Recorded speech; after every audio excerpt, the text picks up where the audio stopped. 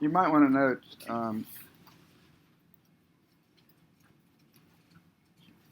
note some of the supplemental books.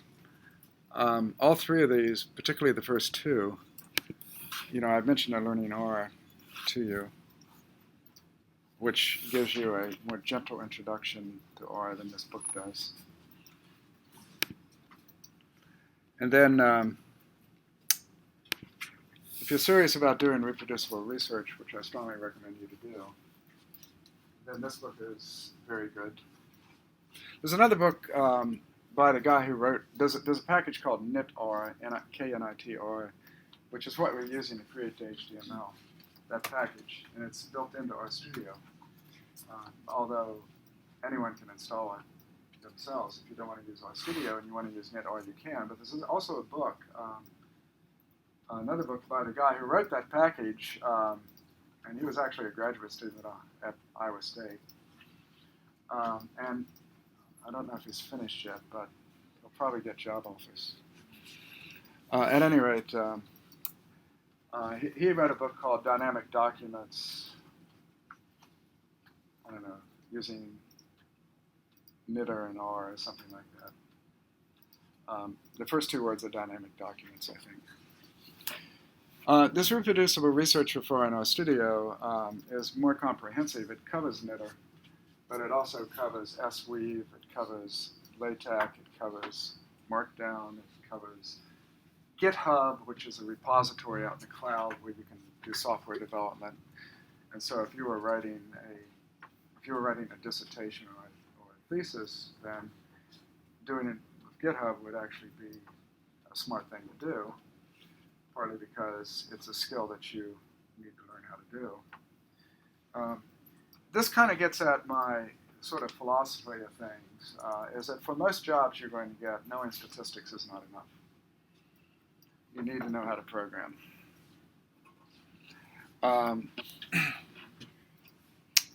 And so if you ask yourself, there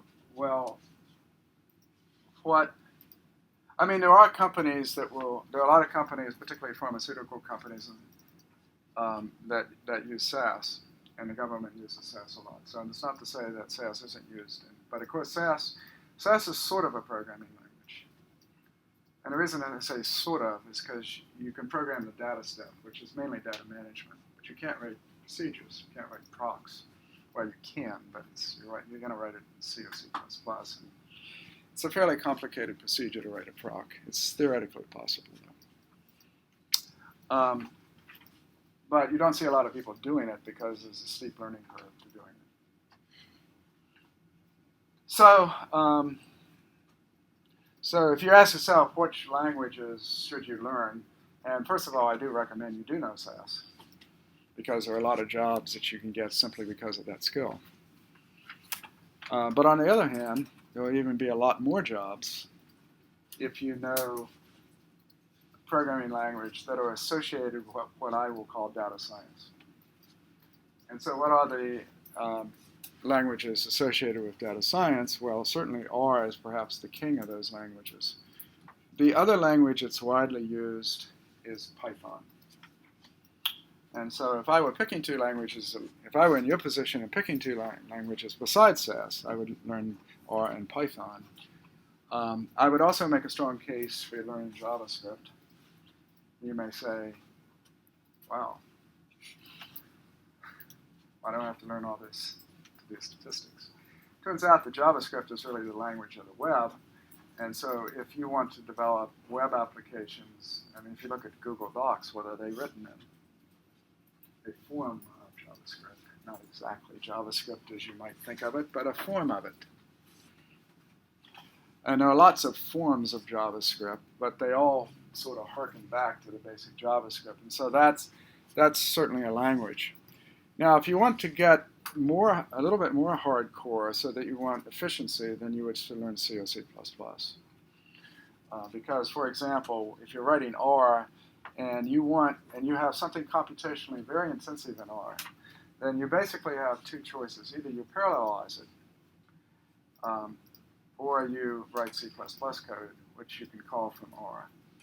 And so you can write your C++ code. So for example, it's multi-threaded, and if you say you get a machine that has 12 processes, well, what can you do with those 12 processes? Because by default, R is only using 1. So what you can do is parallelize it. It turns out now it's very easy to parallelize it, and we teach that in Stat 624. By the way, the web technologies using JavaScript and so forth is in 623.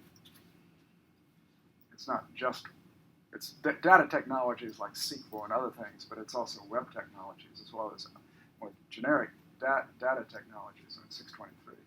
624 gets into high-performance computing, and that is where you can parallelize. But the other way to approach it is to write it in C++, and then you can distribute it across the cores using C++ code.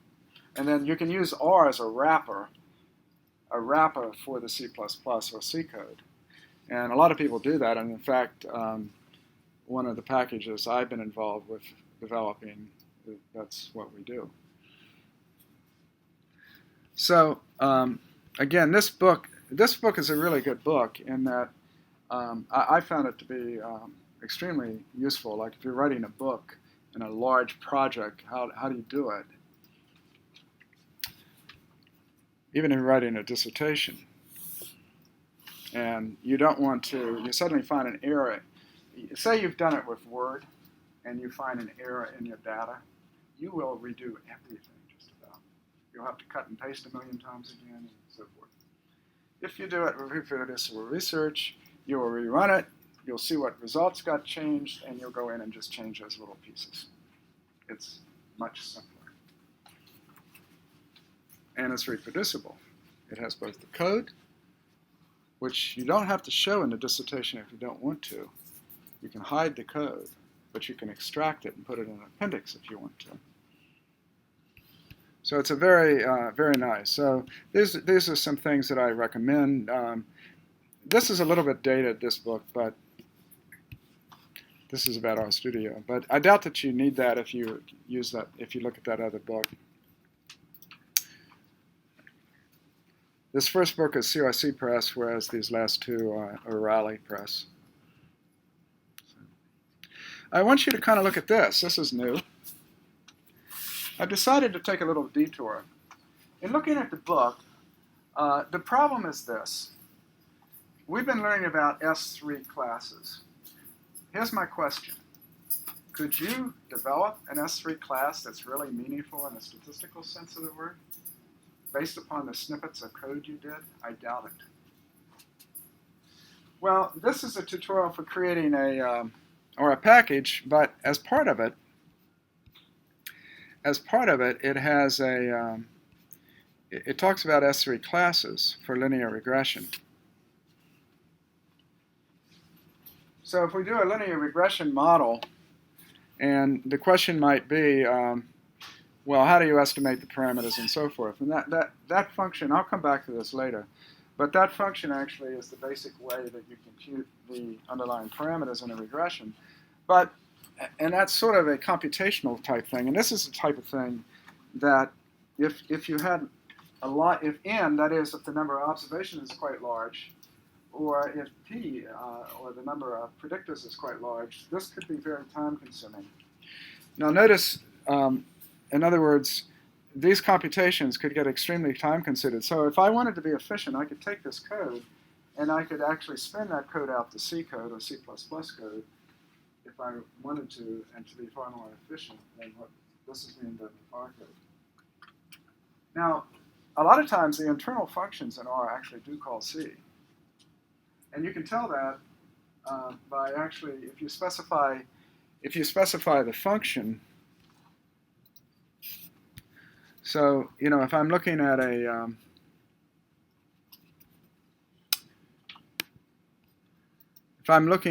help and I'm wondering what does QR do? Well, first it's a matrix decomposition, but then let's sort of see what the code is for QR. And if I do QR, you'll see that this is an internal method, and probably computes this using C code.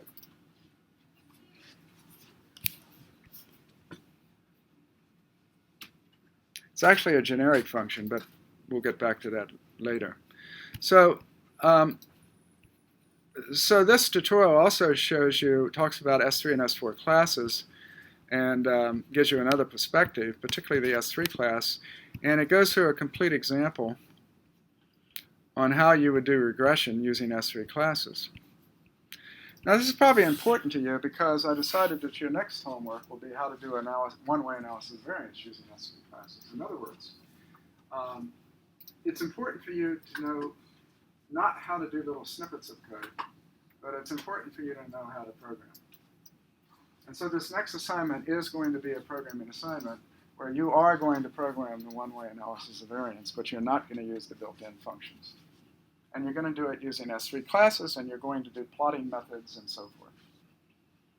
So that will be your next assignment. Now, I'm not going to just sort of say, well, good luck. There are two things that you have a lot of help on. First of all, I'm going to go through how you might do this for the two-sample t-test. And secondly, I'll go through this example. So I'll be going through two examples. And this example is actually somewhat similar to what you'll be doing. In fact, the two-way analysis of variance, the two-sample t-test is a special case of the one-way analysis of variance. So there's a similarity there also. But and then a further assignment down the road will be, okay, you've developed this S3 class to do the one-way analysis of variance. Now, how do you make a package out of it? So down the road, we'll make a package out of this. I haven't decided if I'm going to have you do the same thing using S4 classes. That's a little tougher. But at any rate, this is actually going to get at the gist of what you need to be able to do, and that's actually the program in R, not just write little one lines or two lines of code to do little pieces of it. How do you put it together into a program? So that's what I'm going to do today. And again, didn't mean to do that. Again, you can start looking at this Creating R Packages by Frederick Leach. And that actually also tells you how to create an S3 class for doing regression, including generic functions to do printing and plotting and summaries. So, if you look at the class schedule, I have added stuff, and including the notes that I'm going to be talking about today. So you might want to download the t-test S3 notes if you want to follow along on a computer today. If you download that, that's what I'm going to be doing today. Okay, so if you click on that, okay. Now that's actually a zip file that actually has several things in it. It's got a .r file. It's got two .r files. One of them is a straight. If I just said write a function to do a two-sample t-test, just write a function. That's what that t-test f.r does.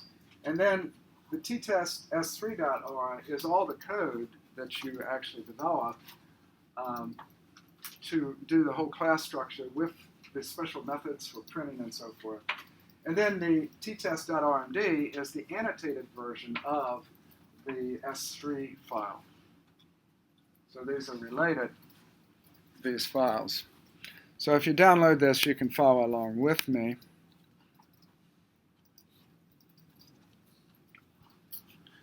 So what I need to do is get out of here, and I want to go to 523. I'm going to go into the notes in chapter 3, and I have put them here. That's that same stuff. So the first thing I'm going to do is I'm going to look at this simple function. Okay.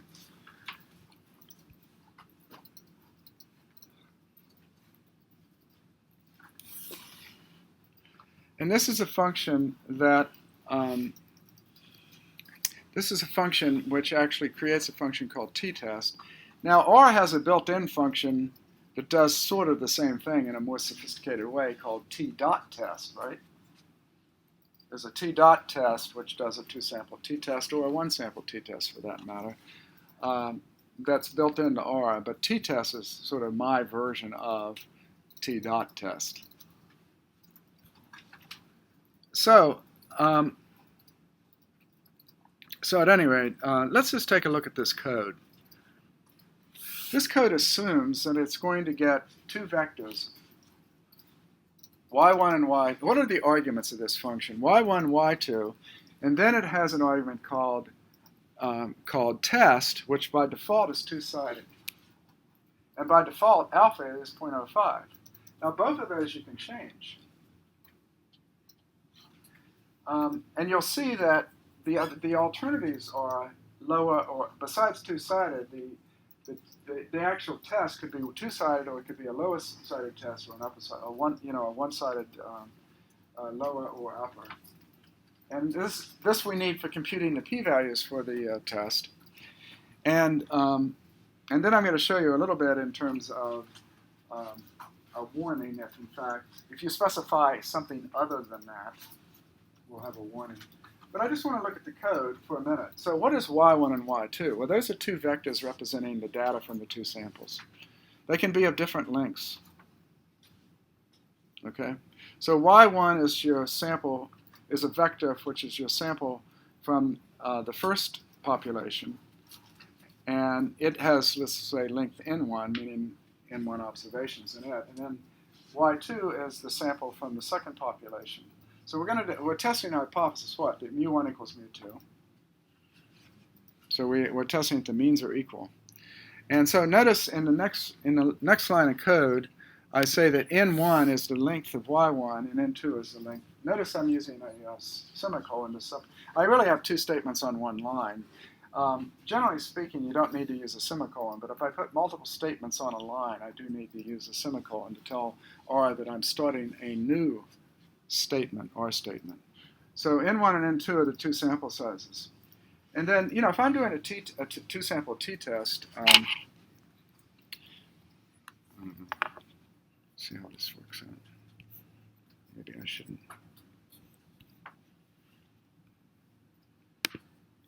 What's that?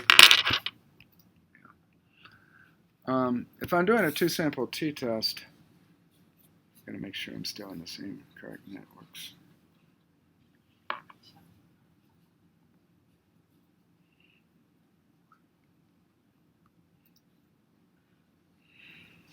And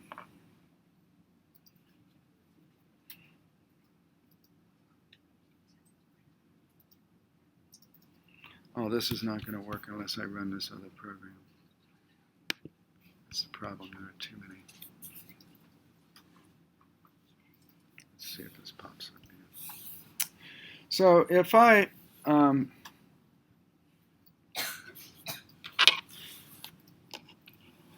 so how would you do this two-sample? How would you do the two-sample t-test?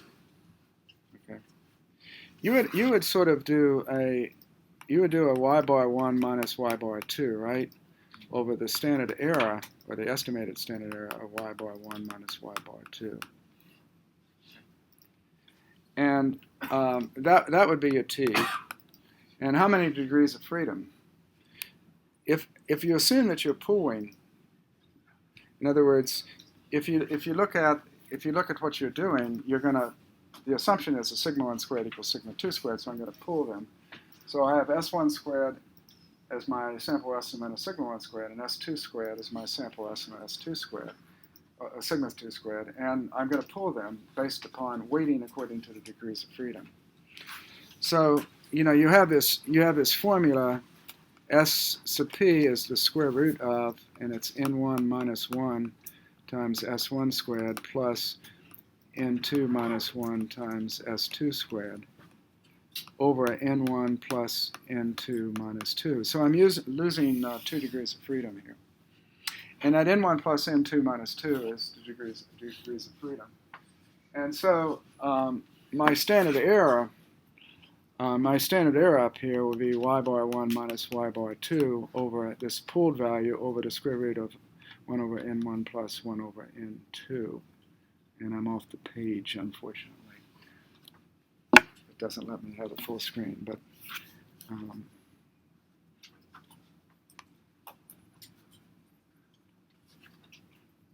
is it not erasing? It's not letting me erase. At any rate, that's plus n1 over n2. And so this is the basic form of the t-test. And so if you're looking at this, S2, first of all, I say the degrees of freedom is n1 plus n2 minus 2, and then S squared is n1 minus 1 times the variance of V1, S1 squared, plus n2 minus 1 times the variance divided by the n1 plus n2 minus 2. Okay, so that's S2. And then, so what I'm doing here is I'm doing the t-test, which is the difference in the mean, y bar 1 minus y bar 2. See, it's almost like reading English, right? So you're reading equations. Divided by the square root, remember that's an s squared, so I'm taking the square root of the whole thing, times 1 over n1 plus 1 over n2. So is it clear what I'm doing there? If you compare it to this? Okay, so I computed a t-test, so that was not too hard. And now, but I actually compute that t-value, but it's significant. Well, I'm going to judge significance based on the p-value. And so up above, I said by default it's two-sided. And so I have this switch statement based upon what test is. Now test, I'm going to allow it to be two-sided, lower or upper. And so based on what I put in, if it's two-sided, and you can show this, if I take the absolute value of the t, which puts it in the upper tail, and so it doesn't matter what's lower or upper, I'm always going to force it to upper, and then I'm going to take 1 minus, the p of t is the probability of the t, but by default the probability of t gives me less than or equal, so I'm going to take 1 minus the probability of p of t, so that gives me the upper tail probability, then I multiply it by 2 for the two-sided. But notice that for the lower, I just take the t statistic with the degrees of freedom, and I take the p of t, and that's less than or equal to that value. And for the upper, I take 1 minus the p of t. And if you put in anything else other than that, it's going to warn you, this is a warning, that the test must be two-sided, lower or upper. Now, that's it, except that I'm going to return what? I'm going to return the value of the t-stat that I computed. And then I'm going to say degrees of freedom equals n degrees of freedom. I'm going to return the degrees of freedom. And then I'm going to return a logical value, reject, which is either true or false. And this says if the area of the tail is not null, then it returns the tail area less than alpha. So if it's less than alpha, it turns a true. And if it's greater than alpha, it turns a false. So I'm going to return a value reject that's either true or false, depending on whether I reject or not. And then I'm going to actually return the tail area, which is the p-value. Okay, do you see what I did? So that's a little program to do a two-sample t-test. And so, I could, I can source that, and if I source it, I now have this function defined. And I could apply it. To data, and I'll come back to that in a minute. But I just wanted to show you that. Now, when I get to the notes, I think I do this, so we'll look at it there in terms of how it actually works. But before I do that, I want to take a look at.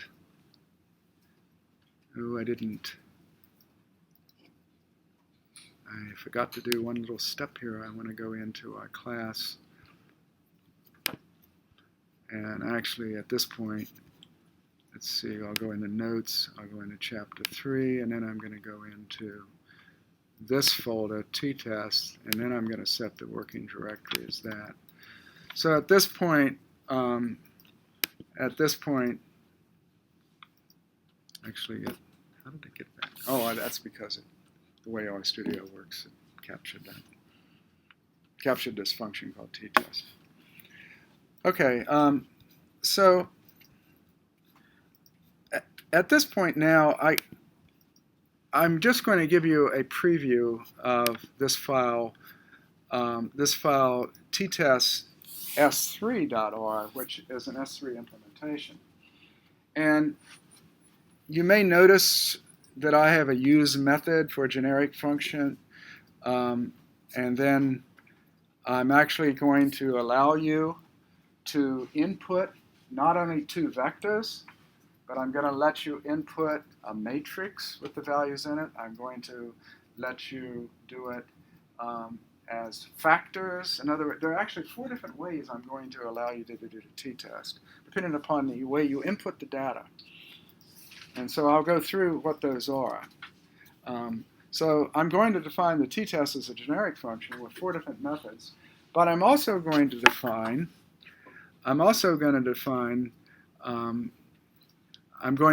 summary methods, print methods for the summary methods. I'm going to define a plot method. How do you plot it?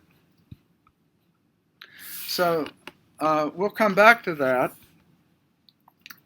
But this is this is the method of developing an S3 class to do a fairly general 2-sample t-test. And as I mentioned, the notes by Leish's notes show you how to do that for a multiple regression, and then your assignment is going to do it for a one-way analysis of variance. So I'm going to cut that out, and I'm going to bring in the .rmd file. This is functions in the S3 object system, and I'm going to knit it, hopefully successfully. And so let's take a look at this. Now, the very first thing I do is, if you look at this file, is I source that function I just showed you, the t-test f.r. I source it, which means it's available to me. And so I want to show you a couple other functions that might be useful. There's a function called args, A-R-G-S, which tells you the arguments of the function. And then there's another function called body, which tells you the body of the function. So let's go back here and I don't know how important that is. I've had trouble with the width on these plots. Let's see if this fixes it. Okay, I'm going to source it again. I actually had already done that. So now I've created, this actually defines a function called t-test. In other words, that file, t-test.f.r, creates a function called t-test. And so let's see what the arguments of this function is. What are the arguments?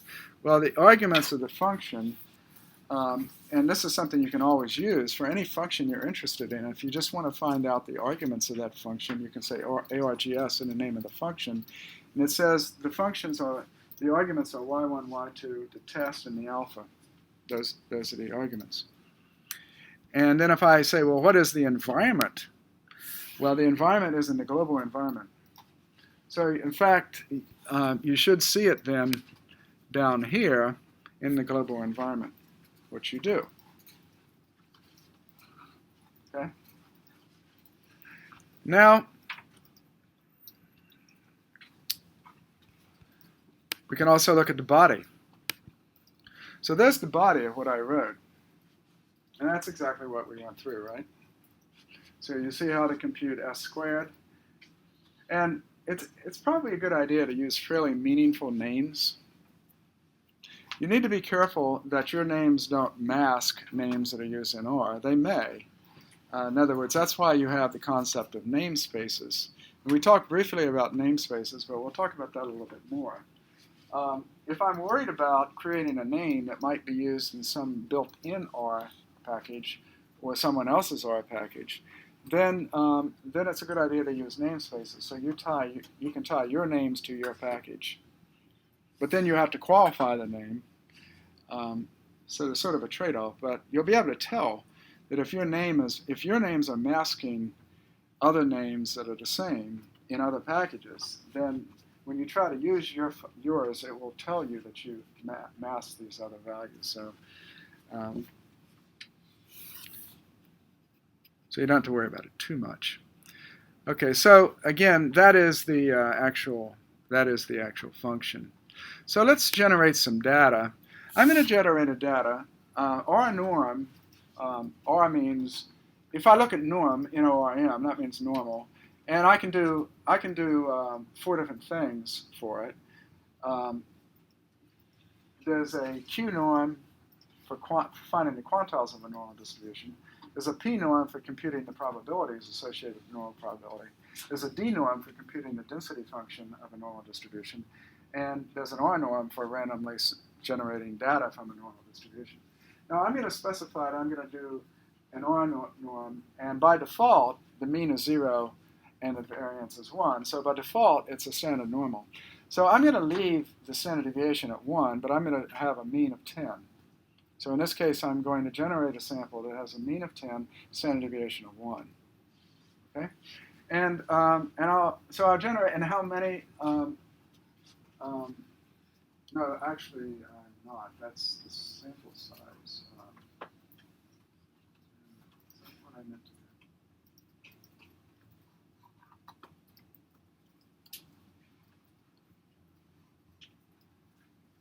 That's just rounding it off. That round function. I am just creating 10 of them, but those are standard normals.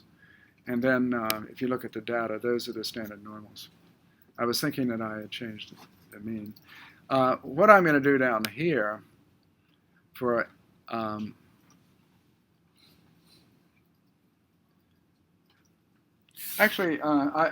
what I just did, I'm going to do the same thing. And again, I probably told you that if you put parentheses around it, it not only executes the R statement, but it prints it with the prims. And so if I do that statement, I'll be doing the same thing. But you might notice that that random sample, the second time I did it is different than the first. If you want to keep the samples the same always, then you can set the seed.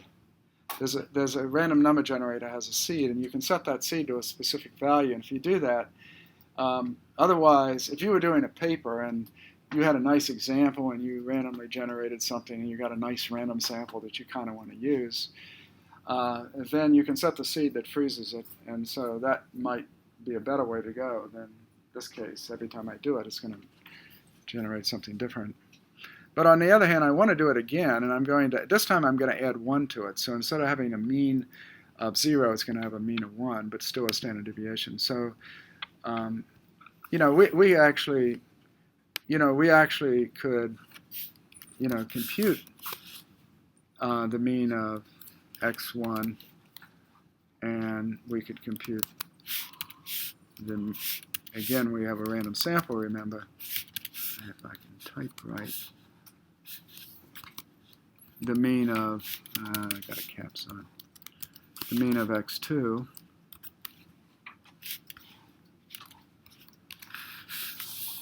and that was a little smaller than I expected, but just out of curiosity, let's do x2 again.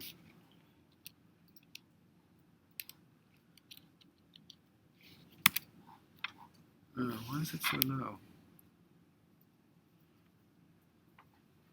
That's strange. At any rate. Anyway, so I've generated 2 random samples, and now I could simply say t-test of x1 and x2. My formal arguments are y1 and y2, and these will get evaluated, and the values will get assigned to y1 and y2 internally within the function. So I don't have to use y1 and y2 here. When I pass it the values of those when it gets evaluated. And so when I call the function, there are my results. The t-test is a minus 0.86. By default, I'm doing 18 degrees of freedom because I had 20 observations. And I reject as false, and my tail value is 0.39, and that's a two-sided test by default. So that's what I get now. It's not particularly pretty, is it? But that's what I get. Okay. So if you just write a function to do a two-sample t-test, first of all, there would be little point in doing it because it's a built-in function called t.test. But if you were just doing it to practice, that's what we've done. So that's a little more extensive code than what we have done. Now suppose that you wanted to have the output a little more compact. I could simply say unlist. It returns a list. I create a list object as my return, and so a list prints out with the $, which tells you the elements or components of that list. And if I unlist it, then it prints it on one line. Notice that however, you lose the attributes. And so, for example, the degrees of freedom is no longer 18. It's a floating point number, which is the default in R.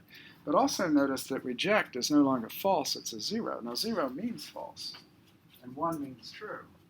But it actually, by unlisting, you're actually losing the attributes. So this is probably not a good print method for your little function. It's shorter, but you lose the attributes by using unlist. So it's not something that I would recommend. I'm going to use it here, but I'm going to say test equals left. Now, do you think you're going to get an error here?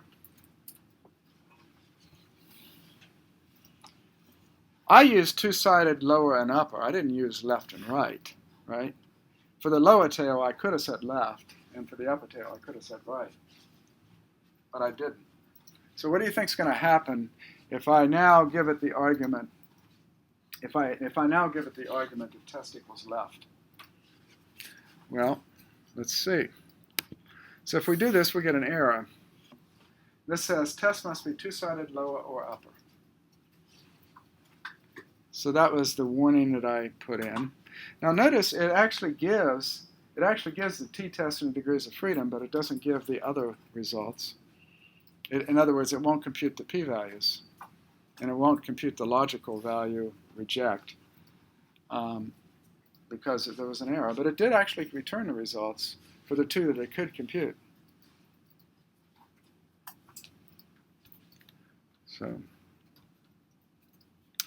now I just want to mention, and I'll spend a little more time later.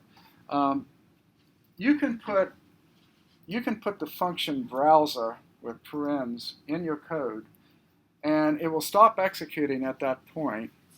And you can then look at the locally defined variables at any point during your execution.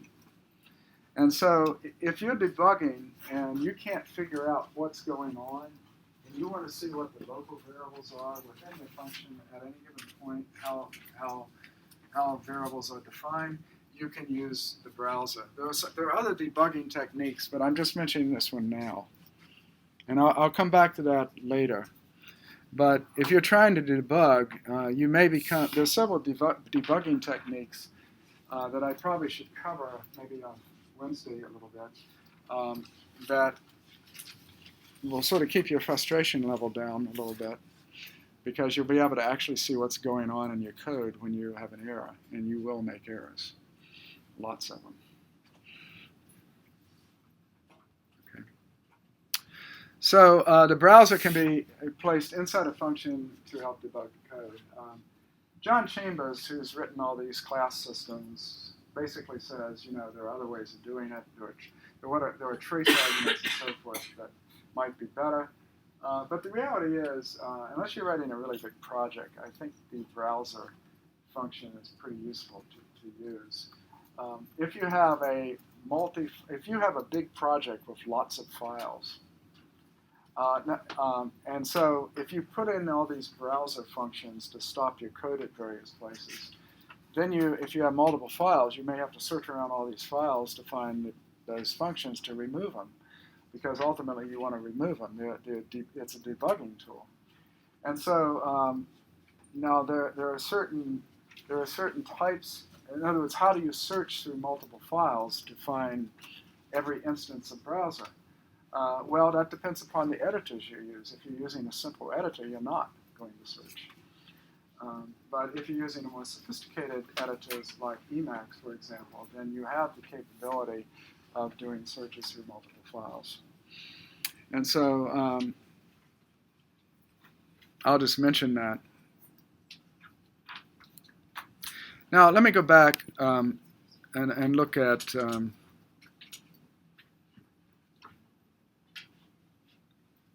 let me go back and look at the output for a moment.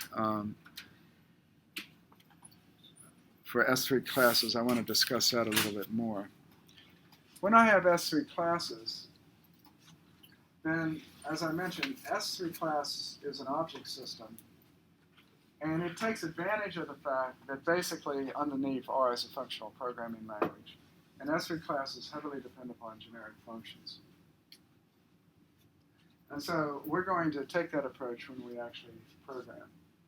And the generic functions that we focus on a lot of times, although our t-test itself is going to be a generic function, but the other ones that we focus on almost always are the print, the summary, and the plot. And so your assignment, as well as what we're going to do here, will define these generic functions.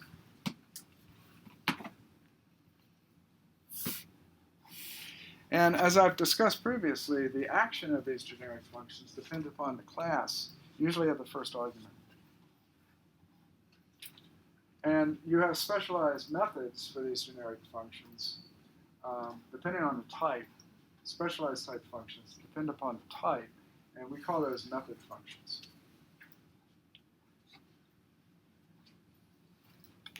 Now, what about our t-test using S3 classes? Suppose you want to do the following. You want a flexible t-test with the following inputs.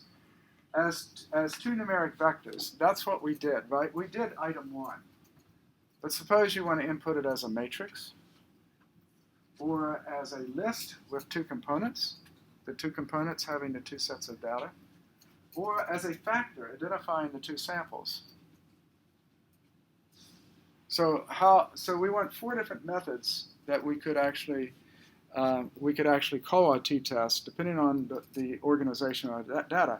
After all, if you look at a data table, you're not going to organize it. If you have a data table and you've got a factor with, say, 2 levels in one column, and another column has the values for the outcome values for those 2 factors. Suppose you have a factor that has 2 levels, A and B, and for A you have a sample, and for B you have a sample. Well, what we're suggesting is you just forget about the A and B, and if you have 2 vectors, you just take the 2 data. But if you have data in a data frame, you're going to have one column that tells you the level, and another column that tells you the actual data. And so that's a data frame, and so you want a method to be able to do it that way. Or, in fact, if you just have a factor defined, it may or may not be in a data frame. It could just be a factor with your data as a separate variable. So first of all,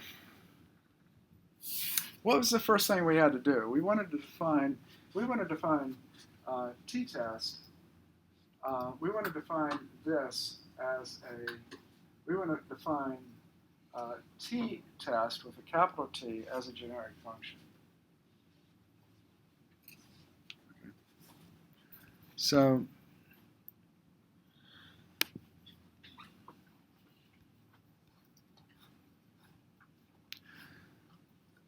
what I'm going to do is I'm going to source the s3.org.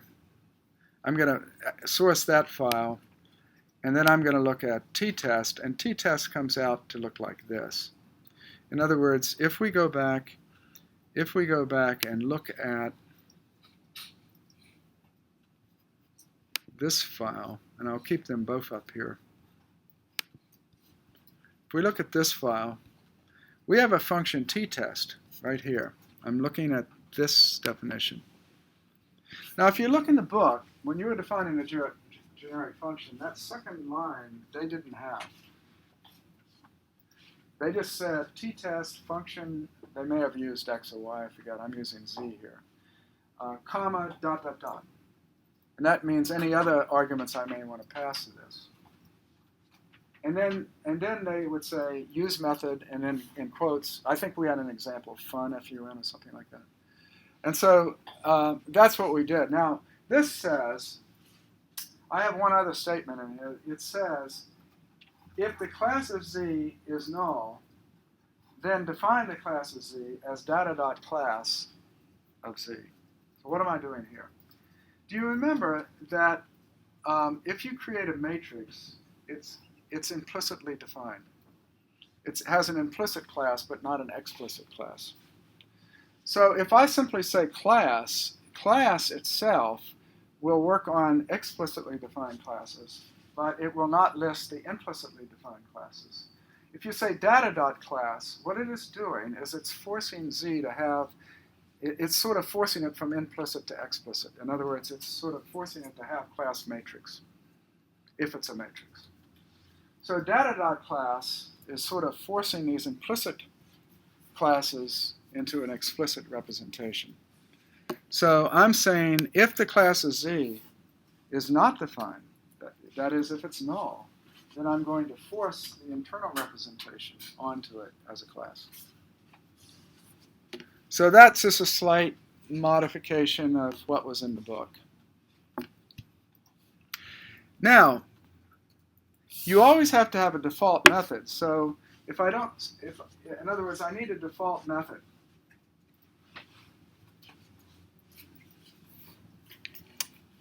And so there are several things that I could have, but remember that dot, dot, dot. So if I have a vector as my first argument, but I really have two arguments that are both vectors, I'm going to dispatch on that vector. And where is it going to dispatch? Well, it's going to, as it turns out, it's going to check, is it a matrix? Is it a list? Is it a factor? And if it's none of those, then it's going to dispatch it to this default. So if it's if y1, that is, if the first is a vector, it's going to come here. But notice I've got a second argument. I call that z. But the second one I'm actually calling y2, and that's sort of that dot, dot, dot argument that I defined previously. And so here I'm going to say, this is my t-test.default. This is what's going to happen, in other words. If it's not a list, if it's not a grouping factor, or if it's not a matrix, it's going to come here. Now, of course, if you give something that's not a vector, then you've got a problem. It defaults back to here, but that doesn't mean this is going to work. But assuming that it defaults back to here because z is a vector, then what am I going to do? Well, essentially, this is the same code as I had in my t-test. That is the t-test.r file, t-test.f.r file. This is essentially the same code, sort of rearranged a little bit. So I'm getting the N1 and N2 again. I'm getting the ND3. I'm getting this. But now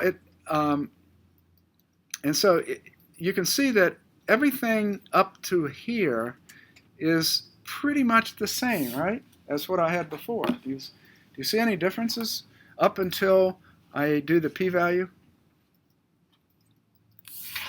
Notice my comments that I put in there. Those are our comments to help document this. Do you see any difference in the code up to where I define the p-value? I don't think so. I think they're the same. Now, there's a difference. We still have previously I simply returned a list, which means it returned that list and it printed it by default. There was a default print method that printed those lists, and that's where you got the dollar signs for each of the 4 components. Okay? But here I'm not. Here I'm saying, assign that list that I create to results. So it says result gets that list. So if I did this, it wouldn't actually print out anything. If I stopped there, it wouldn't actually print out anything. But I'm not going to stop there. And this is the whole key this one statement says, define the class of results to be my.t.test. So I have defined a class now called my t-test. Okay? And then I return the results. So now the results have a class structure. In other words, there is a class called my.t.test. Now, you could have returned the results, and once you returned it, you could have captured it, and at that point, but the reality is that's not the way you want to do it. It's better to do it here.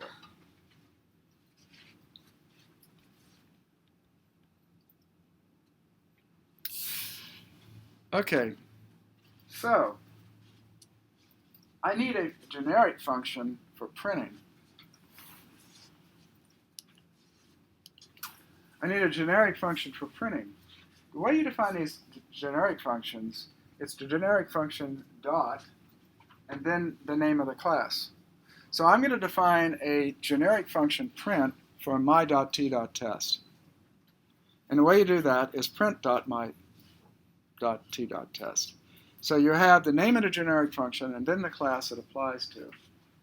And so I'm going to define it as a function with an argument x, and that's simply an unlist, and by default it's only going to print the first two, and the invisible doesn't return any sort of stray things relating to it. Okay, so that prints, that's going to be my default print method for the objects that I create that are.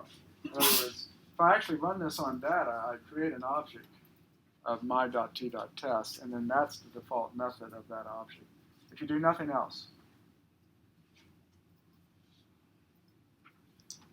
Now, I'm going to define a summary method.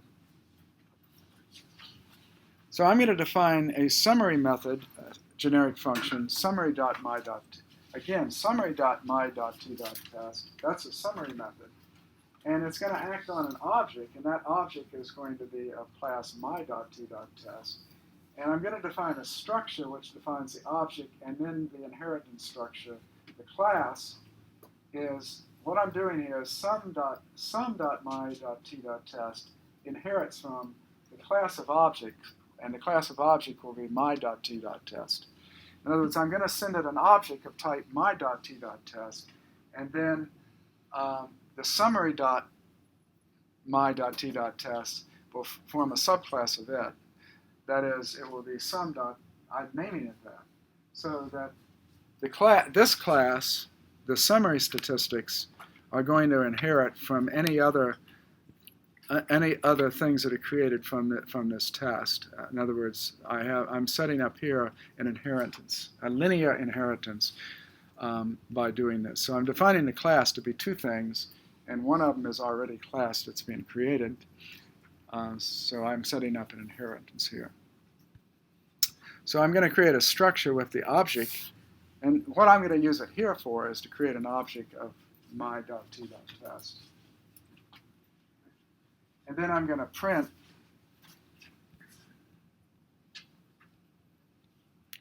I'm going to have a print method for the summary. Now this is where you really print the results. You don't, that print I had before just prints a very brief, typically if you run an LM function and you just let it print the results out, what does it give you? It gives you the call function and it gives you the regression coefficient. That's it. It doesn't give you anything else.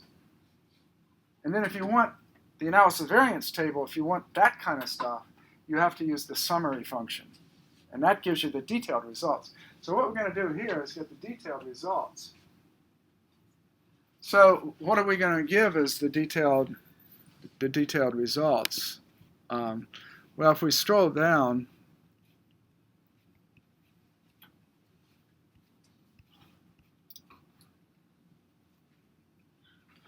we're sort of after that. The summary of a t-test object was an object created, and what I'm going to do is a t-test of samples, and it gives sample 1 and sample 2, and it gives the first, 5 values, and then ... Now you actually have to program that ... And then the t, in this case, the t-value is a minus 2.64 and so forth, the tail area and the and then the level of the test and the null hypothesis is reject. So this is what we want to print. So how do we do it? What is the code for creating this? Well, this cat concatenates character strings in this case. So cat is a function that allows you to concatenate character strings. So I'm going to take, first of all, the /n says new line, put it on another new line, and then it's going to take the t-test of samples new line. So it prints that out. Maybe if I do this here and do this here, I can flip between them more quickly. So, so first of all, I'm going to, first of all, I have an object X, which is of class, this is going to be, well, you might say, well, where did it get this? Well, it gets it from my.ttest, the summary class. And so it gets the sample sizes n1 and n2, as I'm taking x as $y1 and x $and y2, and gets the lengths of those two, and that gives me the n1 and n2. And then I print out that first line, and then I say cat sample1 format, and then I'm going to say this is going to take the minimum of n1 and 5, and it's going to pull out that substring, that subset of y1. It's either going to pick, in other words, I don't want to, if I have 100 values, I don't want to print them all out. So I'm going to subset it. I'm going to subset it on the minimum of n1, which is the length, or 5, whichever is smaller. So if I have 3 observations, it will print 3. If I have 20 observations, it's going to print 5. But then it's going to print if, in fact, in other words, that says, it says if n1 is less than or equal to 5, then it does nothing. And else, if it's greater than 5, it prints ... Okay? So if you have 3 observations, it prints the 3, and you're finished. If you have 10 observations, it prints the first 5, and then it goes down to that if statement, which says, okay, n1 is greater than 5, I'm going to print ...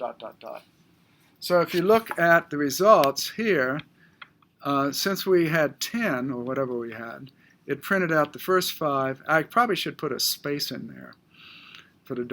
before the ... And then I do the same thing for n2, when I'm doing n2. And then, so I do n1 and n2, and then I'm going to get the t-value. So where's the t-value? Where's it printing the t-value? Oh, right here. This line. It goes a new line, and then it prints the t equals, and then it actually pulls in the test statistic and the degrees of freedom. So notice it has the t-value on 18 degrees of freedom. And so, right, that's where it's computing this. And then it computes the tail area, which it extracts. Then it computes the alpha level. And then it says X reject. It prints whether or not it rejects. So that's something you might want to study a bit. I wrote that code, but I only had to do it once. And anytime I do a 2-sample t-test, and I do a summary of the resulting object, I will get something like that. Now, it's somewhat arbitrary. I decided to print part of the data for each sample, the t-value, the p-value, the rejection, and so forth. But I partly did it to show that I have different data structures and different data types here. And so, at any rate, are there any questions on that? Again, this is going to take some somewhat serious effort on this. Now, by default, it's going to print out just the first two. If I'm now going to go look and see what happens. I want to look at my code. I want to look at my code for. There's the default, and there's the print. And this, okay, I'm going to come back. I'm going to come back to the plot in a minute. Here's a t-test.matrix. So we had a t-test.default. Suppose it's a matrix. So if I have t-test.matrix, which this gets to, if in fact the z is in fact a matrix, it will actually call that function, not t-test.default. But what I'm going to do, if you look at the code for t-test.matrix, it looks at z and then it says, okay, this assumes that the data is in the first two columns. Z1 will be the first sample and Z2. So this is sort of assuming this for this case to work, I have to have equal sample sizes. Now, I don't check that. So if you were writing this to be robust, you would actually check to see, if I put a matrix, presumably it is equal, or I couldn't have defined it as a matrix, right? So presumably I'm defining a matrix of two columns, the first sample in the first column, the second sample in the second. If I define it as a matrix, they would basically have to be equal, or you couldn't define it as a matrix. But again, to be robust, you might want to check something along those lines. So what do? If I dispatch on this, I simply convert it to two vectors and call t-test, which calls the default. In other words, I've taken the matrix and created two vectors, and now it calls back to default. So I don't have to write any new code. I took the matrix, I decomposed it into two vectors, and I called the default with those two vectors.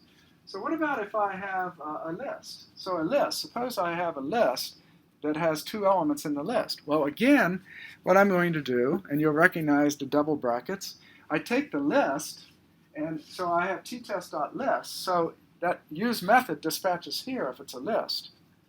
It dispatches here, and then it calls t-test, and what I do is now, again, I create two vectors by using the double subscript.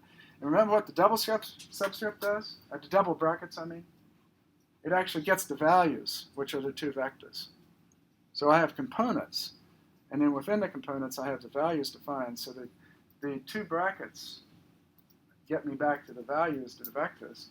And so, again, I just create two vectors and call t-test again, t-test.default. What if it's a factor?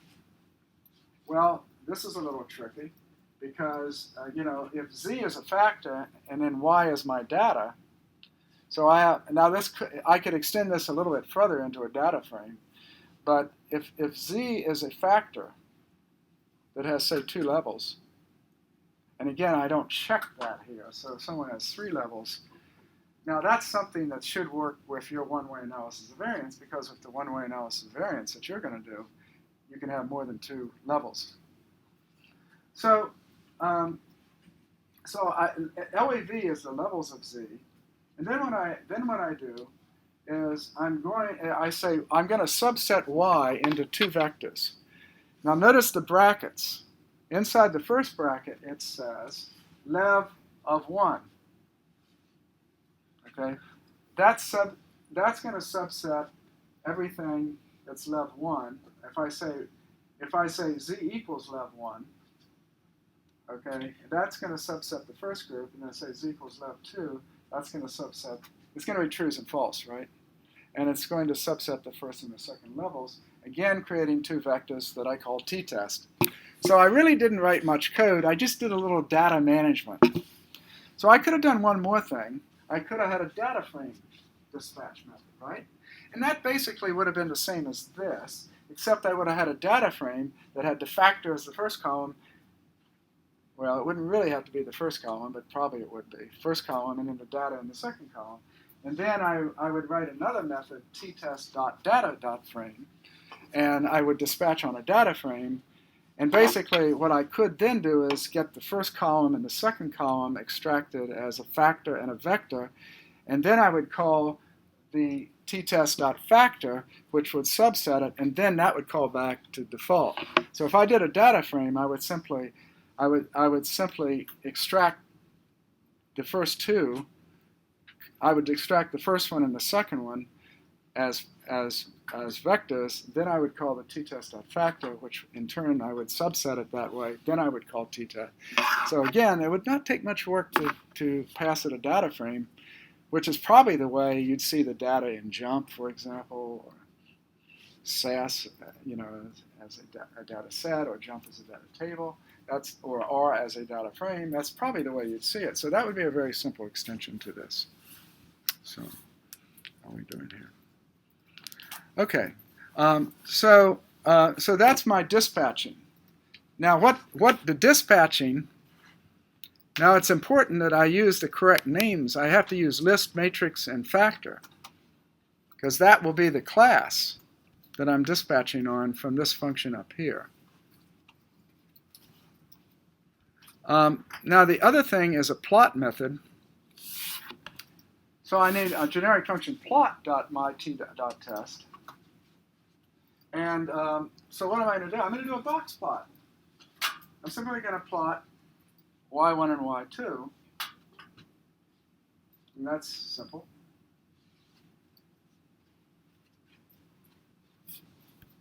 So if we go back and if I've defined x1 and x2, do I still have them defined in my, yeah, I still got them defined. I've still got them defined. So let's go back to here a minute, to the .ormd file.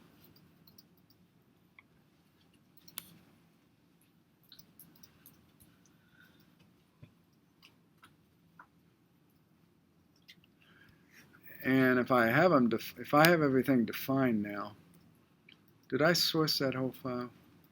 Find out. Yeah, I guess we did. Can't remember if I sourced it or not. Suppose I take x1 and x2 and I C-bind them together. What does that create? It creates a matrix, right? Or I could, if you want to be explicit about it, I could say I want a matrix which combines x1 and x2 with n column equals 2. Yeah, both of those do the same thing. So I could either C-bind it, or I simply could do that. And so Z at this point, Z is a matrix, right? So what happens if I pass Z to t-test? Well, exactly the same thing. Because it dispatched on the matrix, which broke it apart correctly, and it then called t-test. And then if I have a list, I simply create a list out of x1 and x2. I'll call that Z. And now I'm going to dispatch on it. Same result. Suppose I create a vector of zeros and ones, and a zero will be, how many zeros do I have? Well, the length of x1. And how many ones will I have? The length of x2. No, I could have called those A's and B's, but I just called them 0 for the first level and 1 for the second level. And so now I create a I create a factor. So if you print out Z at this point, whoops, I didn't mean to do that. If I print out Z at this point, you see it's a factor, and see the levels are 0 and 1. So what happens if I now call, what am I doing? Oh, I'm now going to combine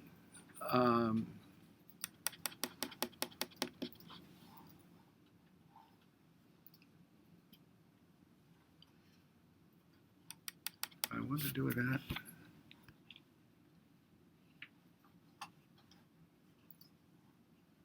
I'm not sure. Does that work? Combine.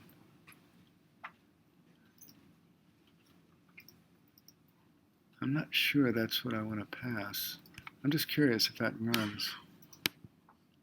It does run. I need to look at the code, because here I probably should have just used the second one as the... Oh, no. No, in this case I did have to combine them. That's correct. Because what I'm creating a factor that has two levels, and then I have to create a vector of all the data which combines them. So that's correct. Okay. And now if I... so suppose I create a t-test object. So that's an object running t-test on x1 and x2, just going back to the original. And if I look at the t-test obj, it's using the default print method, right? Okay. If I say the class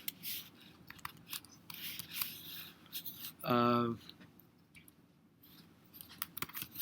what did I call it? T-test.capital B. Its class is my.t.test. And then I'll plot it. Whoops. Oh, I still got a problem with the margins. I got to figure out why. There's an options you can give that sets this. I'll have to do that, I guess. At any rate, this is not a constraint here. That's what it looks like. It's a side-by-side box plot. And then finally, we'll do a summary. We'll do a summary, and that gives that summary we were looking at. So what we have done is pretty significant. Now, you may or may not be in a minor state of panic at this point. But what I'd like you to do is study this and try to figure out why you're putting together the pieces we did in the book, but you're putting it together in a comprehensive way to actually create something that's useful. And then I want you to also look at that other document I said on, the creating OI packages by Leash. That has another example, which is actually slightly harder than this, because it uses a formula object also. You know how you have formulas in LM like y tilde x? Well, how do you do the tilde thing?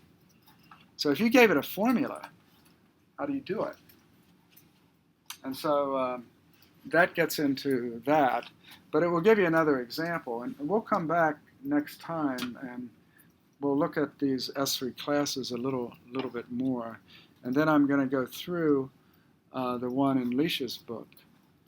And so hopefully the combination of these two is we'll start getting the ideas. You need to understand the concept of generic functions. You need to understand dispatch. You need to understand that if I have a generic function dot some class, that's a generic function for that class. You need to understand inheritance. We used it here. And so forth. So it does little good for you to have little snippets of information if you can't put it together and do something useful. So this is an attempt to do that. Okay, any questions?